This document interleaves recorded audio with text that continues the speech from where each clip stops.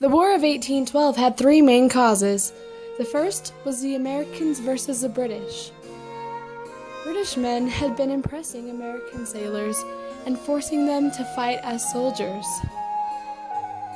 This was because Great Britain was fighting in a war against Napoleon of France, in which they were very short of men. Henry Clay was the leader of a group of aggressive men called the War Hawks.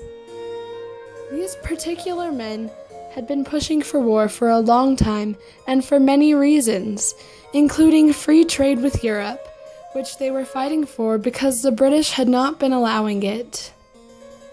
The second cause was the conflict between the American colonists and the Native Americans who wanted to protect their rightful territory. Ah, trees. The Native Americans were suffering for their loss of the 7 Years' War, and the British consoled them, convincing them to fight the Americans. The Americans had been pushing them westward.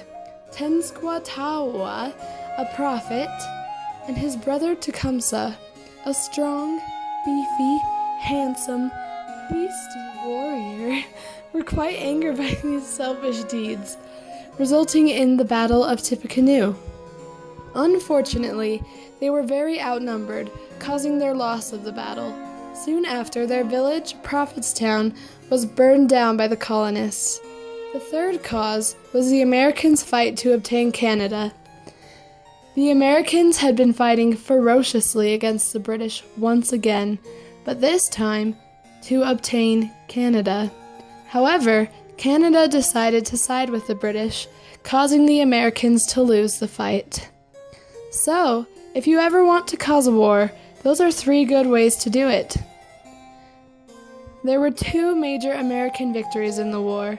American national pride was boosted after they won the Battle of Baltimore and the Battle of New Orleans.